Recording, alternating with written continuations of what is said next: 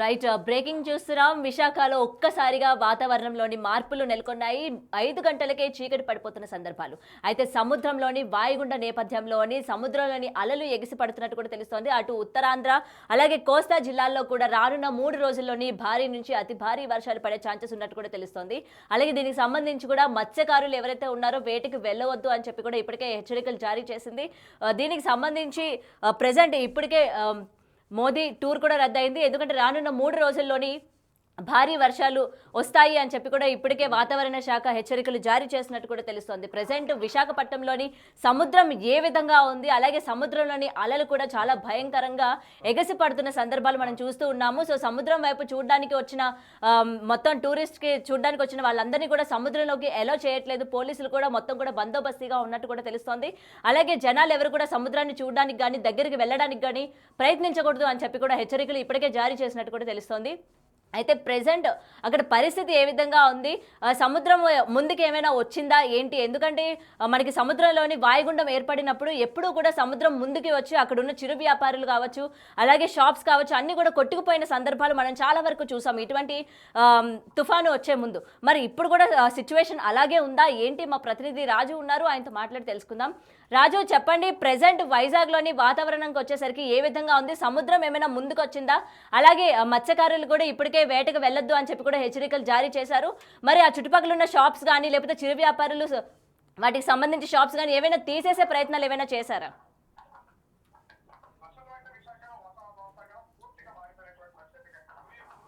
పరిస్థితి కనిపిస్తుంది. రోజు ఉండే వాతావరణానికి ఇప్పటి వాతావరణానికి చాలా తేడా కనిపిస్తుంది. ఇంచుమించుగా 6 గంటల 30 నిమిషాల తర్వాత, అంటే 5 గంటల 30 నిమిషాల తర్వాత వాతావరణంలో మార్పు రావడం, కొంత చీకటి పడే అవకాశం అయితే ఉంది. కానీ ఈ రోజు 5 గంటలక అంటే ముందే వాతావరణంలో ఒక్కసారిగా మార్పు రావడం, చీకటి వాతావరణం ఉంది. దీని అంతటికీ కారణం కూడా అటు వాయుగుండం ప్రభావమే ఎక్కువగా కనిపిస్తున్నటువంటి పరిస్థితి కనిపిస్తుంది.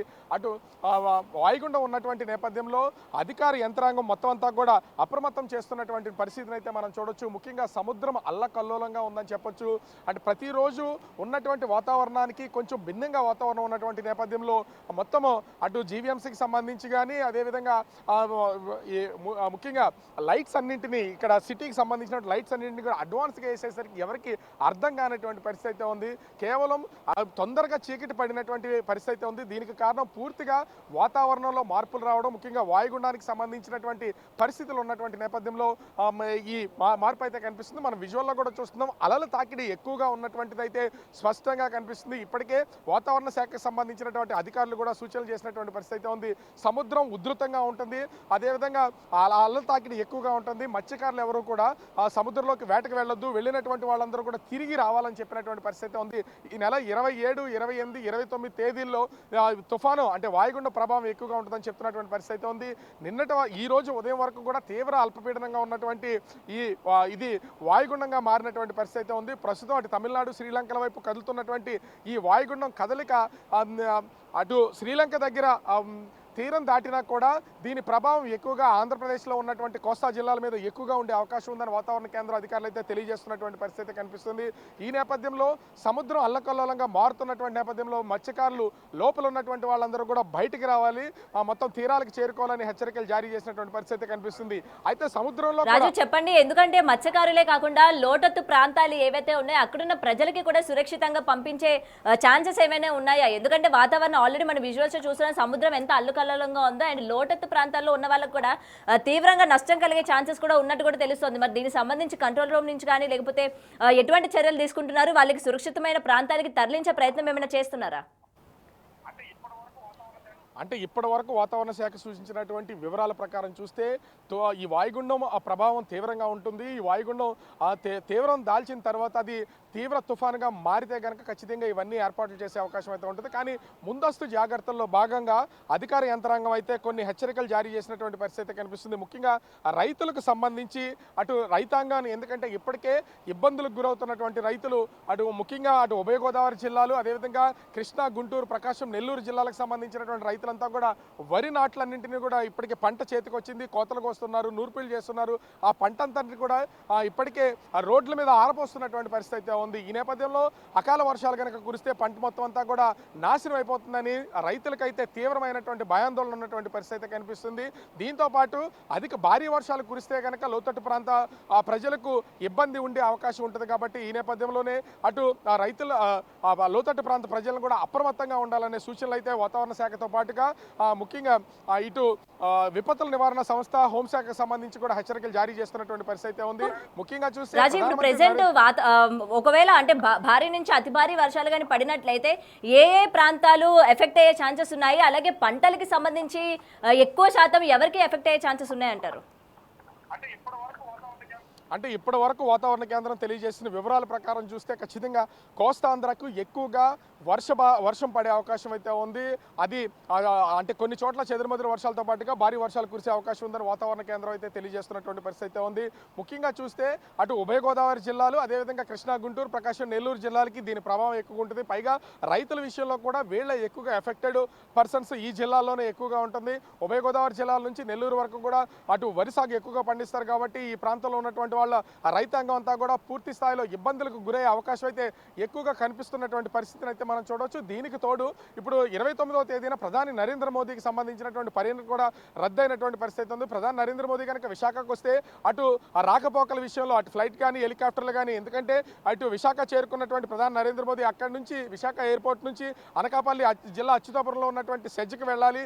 రాకపోకల్లో వాతావరణం అనుకూలించకపోతే ఇబ్బందులు ఉంటాయని వాతావరణ కేంద్రం హెచ్చరికలు జారీ చేసినటువంటి నేపథ్యంలో పిఎంఓ దీని మీద పరిశీలన చేసి అటు ప్రధాని నరేంద్ర మోదీ పర్యటన కూడా రద్దు చేసినటువంటి పరిస్థితి ఉంది. ప్రధాని నరేంద్ర మోదీ కూడా ఇక్కడ గ్రీన్ ఎనర్జీ హైడ్రో సంబంధించినటువంటి ప్రాజెక్టుకి సంబంధించి అది వర్చువల్గా శంకుస్థాపన చేసే పరిస్థితి కనిపిస్తుంది. ఓవరాల్గా అన్ని శాఖలకు సంబంధించినటువంటి అధికార యంత్రాంగాన్ని రాష్ట్ర ప్రభుత్వం ఇప్పటికీ అప్రమత్తం చేస్తున్నటువంటి పరిస్థితి ఉంది. ఇది తీరం దాటేది ఆంధ్రప్రదేశ్లో కాకపోయినా అటు తమిళనాడు, శ్రీలంకల మధ్యన కదలికలు ఉన్నా కూడా దాని ప్రభావం ముఖ్యంగా వర్షానికి సంబంధించి ఎక్కువగా కోస్తా ఆంధ్రాలో ఎక్కువగా ఉండే అవకాశం ఉందని వాతావరణ కేంద్రం తెలియజేసినటువంటి నేపథ్యంలో ఆ రాష్ట్ర ప్రభుత్వ అధికార యంత్రాంగం, అదేవిధంగా విపత్తుల నిర్వహణ సంస్థ కూడా ఎక్కడికక్కడ అప్రమత్తంగా ఉన్నటువంటి పరిస్థితులు అయితే కనిపిస్తున్నాయి. లోతట్టు ప్రాంత ప్రజలతో పాటుగా అటు ఆ ఎఫెక్టెడ్ ఏరియాల్లో ఉన్నటువంటి వాళ్ళకి జిల్లా కలెక్టర్లకి హెచ్చరికలు జారీ చేస్తున్నటువంటి పరిస్థితి కనిపిస్తుంది. ఎందుకంటే ప్రతిసారి తుఫాన్లు వచ్చినటువంటి సమయంలో కానీ, వరదలు వచ్చినటువంటి సమయంలో కానీ ఆస్తి నష్టాలు జరిగినా కూడా పార నష్టం జరగకుండా ఉండేలాగా అధికార యంత్రాంగం చర్యలు తీసుకునేలాగా రాష్ట్ర ప్రభుత్వాలు ముందు నుంచి అప్రమత్తం అవుతున్నటువంటి పరిస్థితి ఉంది. ఈ వాయుగుండం ప్రభావం కూడా ఖచ్చితంగా రాష్ట్రం మీద ఉండే అవకాశం ఉంది. అదేవిధంగా వర్షాలకు సంబంధించి కూడా ఎక్కువగా కురిసే అవకాశం ఉన్నటువంటి నేపథ్యంలో ఇప్పటికే రాష్ట్ర ప్రభుత్వం దీని మీద దృష్టి సారించినటువంటి పరిస్థితి కనిపిస్తుంది ఎక్కడికక్కడ. ఎందుకంటే ఈ తుఫాను వచ్చేటటువంటి సమయంలో కానీ, తుఫానుకి సంబంధించి తీరం దాటే సమయంలో కానీ దాని ప్రభావం సముద్ర తీర ప్రాంతాల మీద ఎక్కువగా ఉంటుంది. అటు శ్రీకాకుళం నుంచి ముఖ్యంగా శ్రీకాకుళం, విజయనగరం, విశాఖపట్నం, తూర్పుగోదావరి, పశ్చిమ గోదావరి, అదేవిధంగా కృష్ణా, గుంటూరు, ప్రకాశం, నెల్లూరు ఈ ఉమ్మడి జిల్లాల పరిధిలో అప్రమత్తం చేస్తున్నటువంటి పరిస్థితి కనిపిస్తుంది. వీటికి సంబంధించి కూడా వరి రైతులు ఎక్కువగా అప్రమత్తంగా ఉండాలి. దీనికి తోడు అటు కళింగపట్నం నుంచి అటు కళింగపట్నం కానీ, విశాఖపట్నం, కాకినాడ, మచిలీపట్నం ఈ ఓడరేవుల్లో నుంచి వెళ్తున్నటువంటి మత్స్యకారులందరూ కూడా వేటకు వెళ్తూ ఉంటారు. అదేవిధంగా చిన్న బోట్లలోనూ మర బోట్లలో కూడా వేటాడుతున్నటువంటి వాళ్ళు ఉంటారు. సముద్రం అలలు కూడా అల్లకల్లోలంగా ఉంది. సముద్రం లోపల కూడా అల్లకల్లోలంగా ఉండే అవకాశం ఉంటుంది. కాబట్టి వీళ్ళు ఎవరు కూడా వేటకు వెళ్ళొద్దని ఇప్పటికే అధికార యంత్రాంగం వాతావరణ శాఖ సూచించినటువంటి పరిస్థితి ఉంది. చాలా వరకు బోట్లన్నీ కూడా ఇప్పటికే వీళ్ళందరూ కూడా తీరానికి వచ్చేసి ఫిషింగ్ హార్బర్లో వాటి లంగరేసి ఉంచినటువంటి పరిస్థితి కనిపిస్తుంది. ఈ వాయుగుండం తీవ్రత అధికంగా ఉంటుంది. దీని ప్రభావం అయితే అటు రైతాంగం మీద, మత్స్యకారుల మీద పడే అవకాశం ఉంటుందని వాతావరణ కేంద్రం అయితే అధికారులు తెలియజేస్తున్నటువంటి పరిస్థితి ఉంది.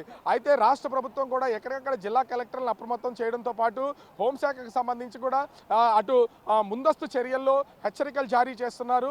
ఆ తుఫాను పడే సమయానికి సంబంధించి ముఖ్యంగా వర్షాలు కురిసే ప్రాంతంలో అప్రమత్తంగా ఉండాలని తెలియజేస్తున్నటువంటి పరిస్థితి ఉంది.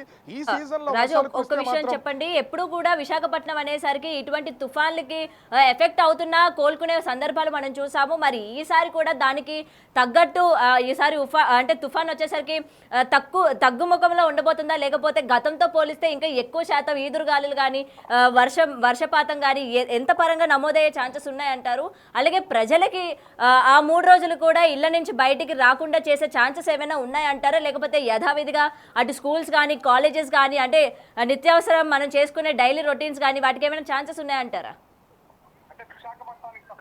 అంటే విశాఖపట్నానికి సంబంధించి ముఖ్యంగా ఈ వాయుగుండం విషయంలో తీవ్రంగా విశాఖపట్నంకి వర్షభావం కానీ ఎదురుగాలు కానీ ఉండే అవకాశం అయితే లేదు. సముద్ర తీర ప్రాంతాలు ముఖ్యంగా కోస్తా ప్రాంతానికి సంబంధించి ఉభయ గోదావరి జిల్లాల నుంచి నెల్లూరు వరకు ఉన్నటువంటి సముద్ర తీర ప్రాంతంలోనే ఎఫెక్టెడ్ ఏరియాస్గా ఉన్నటువంటి పరిస్థితి అయితే ఉంది. ఈ ప్రాంతాలకు సంబంధించి కొంత అప్రమత్తంగా ఉండాలనేది చెప్తున్నటువంటిది కనిపిస్తుంది. అయితే ఈ సీజన్లో వర్షాలు కురిస్తే మాత్రం అటు ఉభయ గోదావరి జిల్లాల నుంచి నెల్లూరు వరకు రైతాంగం వరి పండిస్తున్నటువంటి రైతులు ఎక్కువగా ఎఫెక్ట్ అయ్యే అవకాశం అయితే కనిపిస్తుంది. ఎందుకంటే పలవ ప్రాంతాల్లో వర్షం కురిసినా కూడా ఆ గాలి ఉంటే తప్ప వర్షం కురిస్తే అవి దిగువ ప్రాంతాలకు వర్షపు నీరంతా వచ్చేస్తున్నటువంటిది అయితే ఉంది. అక్కడ రైతులు కొంతవరకు మాత్రమే ఎఫెక్ట్ అయ్యే అవకాశం అయితే ఉంది. కానీ ఉభయ గోదావరి జిల్లాల నుంచి అటు నెల్లూరు వరకు ఉన్నటువంటి రైతాంగం అంతా వరి పండించేటువంటి రైతులు, కాలువల కింద వ్యవసాయం సాగు చేస్తున్నటువంటి రైతులు ఈ ప్రాంతంలో కనుక వర్షాలు పడితే ఖచ్చితంగా ఇప్పుడు రైతులు పూర్తి స్థాయిలో నష్టపోయే అవకాశం ఉంది. దీనికి ముందస్తు జాగ్రత్తలు తీసుకోవాలని అధికార యంత్రాంగం సూచిస్తున్నటువంటి పరిస్థితి అయితే కనిపిస్తుంది.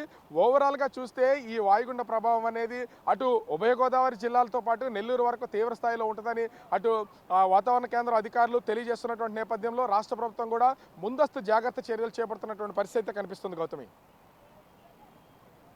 రైట్, బ్రేకింగ్ చూస్తున్నాం. విశాఖలోని ఒక్కసారిగా మారిన వాతావరణం. అయితే 5 గంటలకే చీకటి పడిపోతున్న సందర్భం. అయితే సముద్రంలోని బంగాళాఖాతంలోని వాయుగుండం ఏర్పడడంతో సముద్రంలో ఇప్పటికే అలలైతే ఎగిసి పడుతూ ఉన్నాయి. గతంలో కూడా ఇటువంటి తుఫాన్లు ఎన్ని వచ్చినప్పటికీ కూడా సముద్రంలోని ఇటువంటి విధమైనది ఏర్పడిన ఇటువంటి అల్పపీడనాలు ఏర్పడినప్పటికీ వైజాగ్ అనేది తట్టుకొని లేచిన పరిస్థితులు మనం చూసాం. మరి ఇప్పుడు దీనికి సంబంధించి ఇప్పుడు రానున్న ఈ 3 రోజులు వర్షాలు ఏవైతే చెప్తూ ఉన్నారో భారీ నుంచి అతి భారీ వర్షాలు కూడా పడే ఛాన్సెస్ ఉన్నాయి కొన్ని ఏరియాల్లో అని కూడా ఇక్కడ హెచ్చరిస్తూ ఉన్నారు.